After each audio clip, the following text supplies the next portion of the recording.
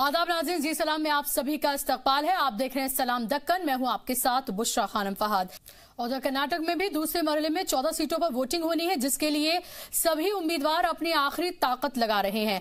BJP जहां मरकजी हुकूमत की 5 साल के कामों को मुल्क के लिए कारगर बताने में जुटी है, तो वहीं कांग्रेस जेडीएस इत्तेहाद मुल्क और आईन बचाने का हवाला दे रही है। इसी कड़ी में बेंगलुरु साउथ से उम्मीदवार और कांग्रेस की जनरल सेक्रेटरी बीके हरिप्रसाद ने रोड शो किया। इस मौके पर उन्होंने कहा कि इस बार रियासत की फिजा बदली हुई है।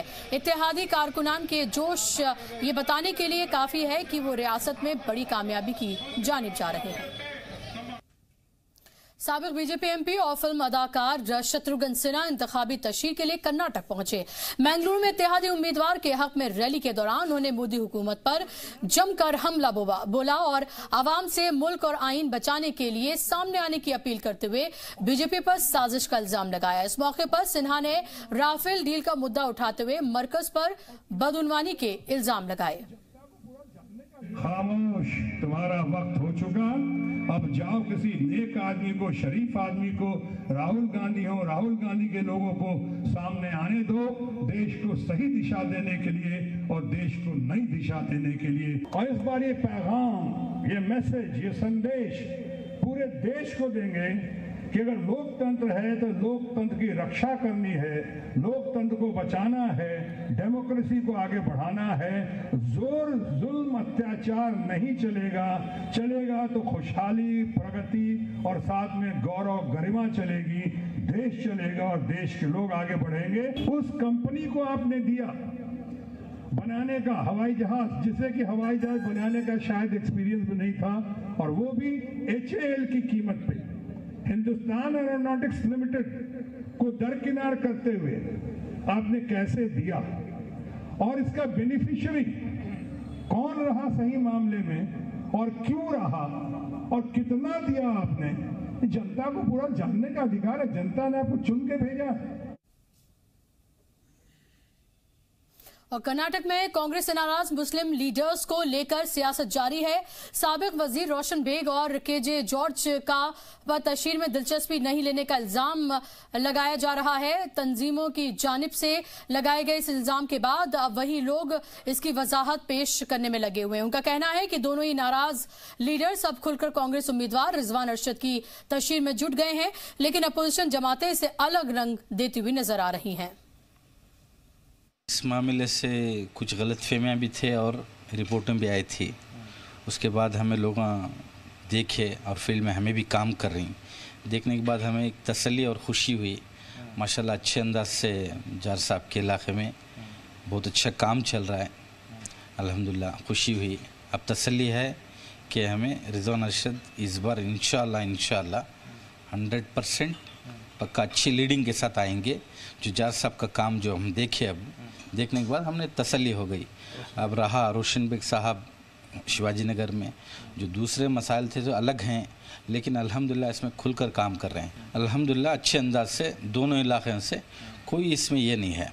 अल्हम्दुलिल्लाह सरोगिया नगर में जो है बहुत बेहतरीन काम चल रहा है। जो भी कांग्रेस के लीडर्स हैं, जो भी यहाँ के काउंसलर सारे KJ जॉर्ज साहब की सदारत में बहुत अच्छा काम कर रहे हैं, रात दिन एक कर रहे हैं। हर वर्कर अपना घर छोड़कर बाहर निकला है कांग्रेस से। तो इस बार इंशाल्लाह 100% सरोगिया नगर से रिजवान अरशद की जीत तो पक्की है इंशाल्लाह। वोटिंग परसेंटेज बढ़ाने के लिए हम लोग सारे घर घर जा रहे हैं और सारी आवाम को समझा रहे हैं कि उस दिन आपका वोट ज़ाया ना करें, घरों से बाहर निकले, फजर पढ़कर निकलो, वोट डालो बोलकर हम अपील कर रहे हैं। तो दक्कन की रियासतों की खबरों का सिलसिला जारी है, लेकिन इस बीच इस वक्त की बड़ी खबर हम आपको बता दें। कांग्रेस के सीनियर लीडर शकील अहमद बागी हो गए हैं। बिहार के मधुबनी से उन्होंने इलेक्शन लड़ने का ऐलान कर दिया है। उनका कहना है कि कांग्रेस ने सपोर्ट किया तो ठीक, नहीं तो आजाद उम्मीदवार के तौर पर अपना वो पर्चा दाखिल करेंगे। तो इस वक्त की ये बेहद अहम खबर, कांग्रेस के सीनियर लीडर शकील अहमद बागी हो गए हैं। बिहार के मधुबनी से उन्होंने इलेक्शन लड़ने का फैसला किया है। उनका कहना है अगर कांग्रेस ने उन्हें सपोर्ट किया तो अच्छी बात है, नहीं तो वो आजाद उम्मीदवार के तौर पर पर्चा दाखिल करेंगे। तो बिहार से कांग्रेस के लिए अच्छी खबर नहीं है। वैसे ही अगर बात करें कांग्रेस की बिहार में, तो वो हाशिए पर है। फिलहाल आरजेडी के साथ उनका इत्तेहाद हुआ है। और इस पर ज्यादा जानकारी के लिए हमारे साथ हमारे नुमाइंदे शोएब रजा जुड़ गए फोन लाइन पर। शोएब, क्या टिकट की मांग की थी शकील अहमद ने जो उन्हें नहीं दिया गया, और अब वो उन्होंने ये बगावती तेवर इख्तियार कर लिए हैं? देखिए बुशरा, 2 बार वो क्योंकि सांसद रहे हैं, एमपी रहे हैं मधुबनी सीट से, तो उसके बाद से वो मांग ये कर रहे थे कि उनको वहां से इलेक्शन लड़ने की इजाजत दी जाए। लेकिन जो महागठबंधन है वो जो सीट शेयरिंग हुई, तो मधुबनी लोकसभा सीट मुकेश जो साहनी की विकासशील इंसान पार्टी है उसके खाते में चली गई, और वीआईपी यानी कि विकासशील इंसान पार्टी ने यहाँ से जो पूर्व राजद नेता है बद्रीनाथ उनको टिकट दिया है। तो इससे कहीं ना कहीं जो शकील अहमद है उनको लगा कि ये तो उनकी सीट थी, उनके खाते में आनी चाहिए थी। जिसके बाद उन्होंने कांग्रेस आलाकमान से बात भी की, लेकिन जब बात नहीं बनी तो आज एक ट्वीट भी उन्होंने कुछ देर पहले किया। और जो फोन पर बात हुई तो उन्होंने कहा कि वो पहले ये कोशिश करेंगे, पर्चा दाखिल वो कल करने जा रहे हैं, ये कोशिश करेंगे कि कांग्रेस नेता के तौर पर ही वो चुनाव लड़े, पार्टी उन्हें कांग्रेस के ही चुनाव चिन्ह पर चुनाव लड़ने की इजाजत दे, नहीं तो फिर वो आजाद उम्मीदवार के तौर पर चुनाव लड़ेंगे। तो इतने सीनियर लीडर क्योंकि केंद्रीय मंत्री, मरकजी वजीर रह चुके हैं, पार्टी में अहम जिम्मेदारियां निभाई है, और फिर उन्होंने राहुल गांधी को टैग करते हुए ये कहा है कि वो स्पोकपर्सन से इस्तीफा देते हैं और वो कल पर्चा दाखिल करने जा रहे हैं। एक बात उन्होंने ये कही कि कई ऐसी सीट है झारखंड में या बिहार में जहां पर इत्तेहाद तो है, लेकिन अगर कांग्रेस का कैंडिडेट है तो राजद ने वहां अपने सिंबल पर उन्होंने 1-2 जो सीट है उनका जिक्र किया है कि जैसे चतरा में, क्योंकि झारखंड की बात की जाए तो वहां पर चतरा सीट पर फ्रेंडली फाइट हो रही है, तो मधुबनी में क्यों नहीं हो सकती। ये तमाम चीजों का, सुपौल में रंजीता रंजन कांग्रेस के टिकट पर चुनाव लड़ रही है, लेकिन राजद ने वहां भी एक निर्दलीय कैंडिडेट को अपनी हिमायत दी है। तो वो ये कह रहे हैं कि अगर इस तरह से उनकी जो इत्तेहाद की सियासी जमातें हैं वो दूसरे कैंडिडेट को हिमायत कर रही है उसी सीट पर जहां कांग्रेस चुनाव लड़ रही है, तो कांग्रेस उनकी भी हिमायत करे, वो इस सीट से चुनाव लड़ना चाहते हैं। बिल्कुल, बेहद दिलचस्प होगा शोएब ये देखना कि क्या कुछ रद्द अमल कांग्रेस की तरफ से सामने आता है। लेकिन एक ये बड़ा झटका माना जा सकता है, खासतौर पर बिहार में, जहां सिर्फ पिछली बार की अगर हम बात करें 2014 में सिर्फ 2 ही एमपीज आए थे कांग्रेस के, और ऐसे में अगर शकील अहमद इस तरह से अगर बगावती तेवर इस्तेमाल करते हैं, इख्तियार करते हैं, वो भी बिहार से एक मुस्लिम चेहरा भी है, तो कांग्रेस के लिए मुश्किल हो सकती है थोड़ी। बिल्कुल, देखिए आप खुद देख रहे हैं कि उत्तर प्रदेश हो या बिहार हो, जो मुल्क के सबसे जो बड़े सूबे हैं, अगर उनकी बात की जाए तो दोनों जगह कांग्रेस बहुत ज्यादा कमजोर हो गई है, सबको पता है। और फिर कुछ जो कुछ चेहरे बचे हैं वो इस तरह से अगर बगावती तेवर अख्तियार कर ले तो यकीनन मुश्किल हो जाएगी कांग्रेस के लिए। हालांकि ये हो सकता है क्योंकि उनको मनाने की कोशिश की जाए, लेकिन जो नजारा अभी नजर आ रहा है उसमें यह है कि शकील अहमद चुनाव लड़ने जा रहे हैं, कल वो नॉमिनेशन फाइल करने जा रहे हैं।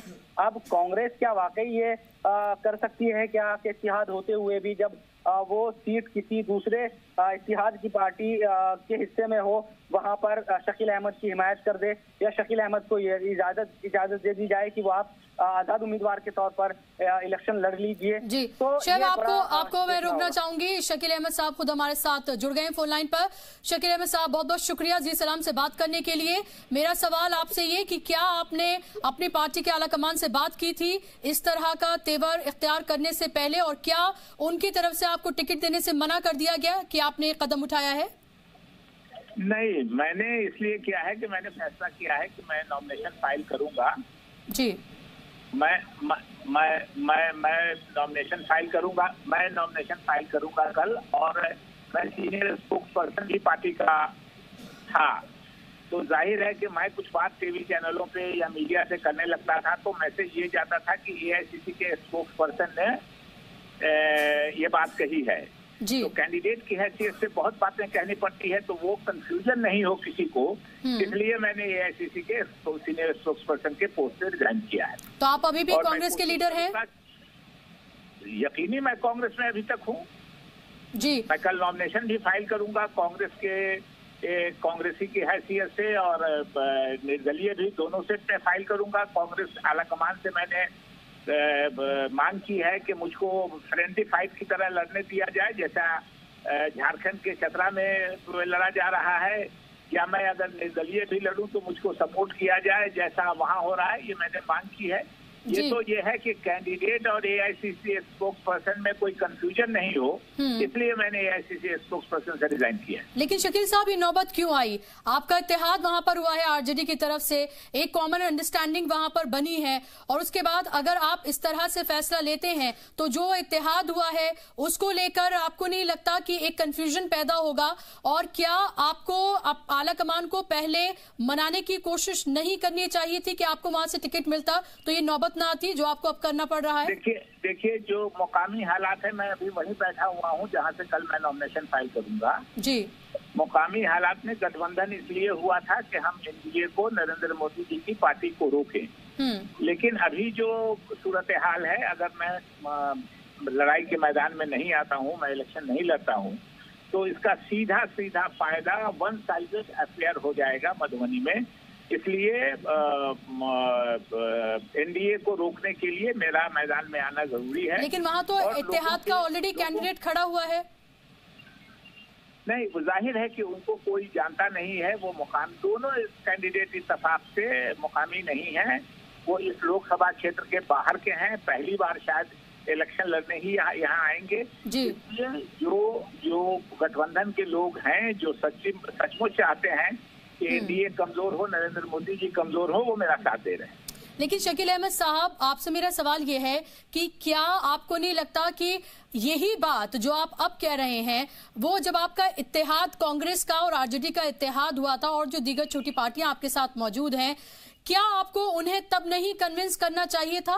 और क्या आप उनको कन्विंस करने में नाकाम रहे? आप एक सीनियर लीडर हैं, माइनॉरिटी चेहरा भी हैं आप, बिहार में कांग्रेस के पास चेहरों की कमी भी है, आप मिनिस्टर तक रह चुके हैं। आखिर ऐसी क्या वजूहात रही कि आपको चेहरा नहीं बनाया गया? देखिए, मैं 3 बार एमएलए था, 2 बार इसी हल्के से सांसद रहा हूँ, मैं एमपी रहा हूँ 2 बार इसी हल्के से। मैं बिहार में कांग्रेस का सदर था, मैं पार्टी का इंचार्ज था कई सूबों का, मैं पार्टी का नेशनल जनरल सेक्रेटरी था, मैं एआईसीसी का स्पोक्स पर्सन था अभी 2 घंटा पहले तक। ये बात सही है और हम लोगों से बातें हुई थी, लेकिन सारी बातें, अंदरूनी बातें टेलीविजन चैनल पे डिस्कस नहीं की जाती है, इसलिए मैं उसका ख्याल रख रहा हूँ। क्या शकील साहब, बैकफुट पर आकर कांग्रेस लड़ रही है बिहार में, यही वजह है कि आपकी कुर्बानी दी गई? नहीं, कई वजूहात है, ये अंदरूनी बातें हैं कुछ जो टेलीविजन चैनल पे डिस्कस करना सही नहीं है। और पार्टी से मैंने ये गुजारिश की है कि हमको सिंबल पे लड़ने की इजाजत दी जाए। मैं इंतजार कर रहा हूँ। शकील साहब, आपको लगा आपको कहीं ना कहीं इस इत्तेहाद की वजह से आपकी कुर्बानी दी गई है? क्योंकि लग तो यही रहा है, एक बड़े चेहरे की दरकार तो कांग्रेस को थी ही बिहार में, और आप वो बड़ा चेहरा थे। पिछली बार भी मैंने ही आगे बढ़ के कहा था, पिछली बार भी मामला रुका था, तो जब 2 दिन तक मामला रुका रहा तो मैंने ही आगे बढ़ के कहा कि मेरी वजह से अलायंस नहीं तोड़िए, अलायंस करना जरूरी है। अभी नरेंद्र मोदी जी को आने से रोकने के लिए किसी भी तरह की कुर्बानी दी जा सकती है। पिछली बार मैंने ही बयान देकर, तो फिर अब ऐसा क्या हो गया शकील साहब? अब आपका जाती मफाद क्या सामने आ गया है? अब वो लड़ाई नहीं रही है, अब तो मुझे लगता है कि लड़ाई और ज्यादा कड़ी हो गई है। पिछली बार भी जाती मफाद का मामला था, मैं ही ने बताया था कि मुझको सीट नहीं दीजिए और मेरी वजह से तोड़िए नहीं अलायंस। इस बार अगर मैं नहीं लड़ूंगा तो बहुत आसानी से एनडीए का उम्मीदवार जीत जाएगा। एनडीए के उम्मीदवार को मैं ही टक्कर दे सकता हूँ, ये मुकामी लोग जानते हैं। मेरे साथ जब मैं बात कर रहा हूँ आपसे, काफी बड़ी तादाद में मुकामी लोग बैठे हैं। अच्छा, पूरी डिबेट मेरे सामने लोग बैठे हैं, मेरे वोटर जो कल मेरे नॉमिनेशन में रहेंगे, इसलिए हम बहुत देर आपसे बात नहीं कर सकते। जी, शुक्रिया, बहुत शुक्रिया शकील साहब आपका हमसे बात करने के लिए। तो शकील अहमद साहब ने खुद हमसे बात की और उन्होंने कहा कि वहां जो कैंडिडेट खड़ा किया गया है इत्तेहाद की तरफ से, वो बाहरी चेहरा है। अगर वो वहां पर लड़ते हैं तो सीधे सीधे तौर पर जो एनडीए का उम्मीदवार है वो जीत हासिल कर लेगा, और यही वजह है कि उन्होंने ये फैसला लिया है। हालांकि सवाल ये उठता है कि आखिर यही बात कन्विंस करने में, इस बात से ही वो अपनी पार्टी या फिर इत्तेहाद की जो पार्टियां हैं उन्हें बताने में नाकामयाब क्यों रहे। और अब देखने वाली बात होगी कि कांग्रेस की तरफ से क्या रद्द-ए-अमल सामने आता है।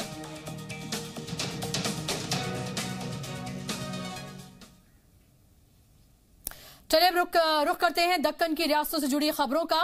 आम इंतखाबात 2019 में आवाम को लुभाने में जुटे सियासी लीडरान मजहबी मकामात को खूब चक्कर लगा रहे मजहबी मकामात के, और इसी कड़ी में कांग्रेस उम्मीदवार शशि थरूर तुलाभरम मंदिर में पूजा के दौरान गिरकर बुरी तरह से जख्मी हो गए। तिरुवनंतपुरम से दोबारा से एमपी रहे थरूर को अस्पताल पहुंचाया गया है, जहां उन्हें 6 टांके भी आए हैं। एक पूजा तकरीब में खुद के बराबर फल और मिठाइयां तोलने के दौरान वो तराजू से गिर गए, जिससे उनके सर में चोट आई। वाज़ेह रहे कि केरल के कुछ मंदिरों में ये खास पूजा होती है, जिस दौरान खुद के बराबर फल और मिठाइयां दान करनी पड़ती हैं, और इसी दौरान शशि थरूर उसी तराजू से गिर गए। उनके सर में चोट आई है और 6 टांके भी आए हैं।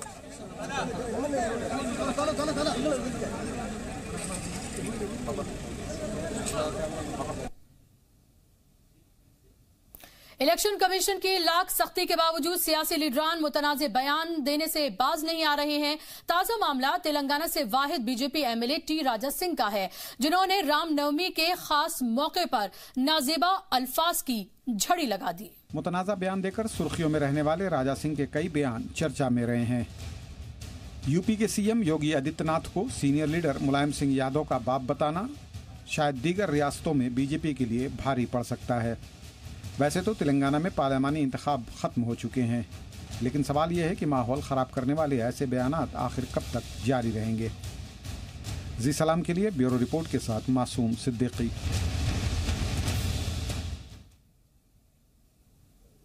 और इसी के साथ इस बुलेटिन में बस इतना ही। लेकिन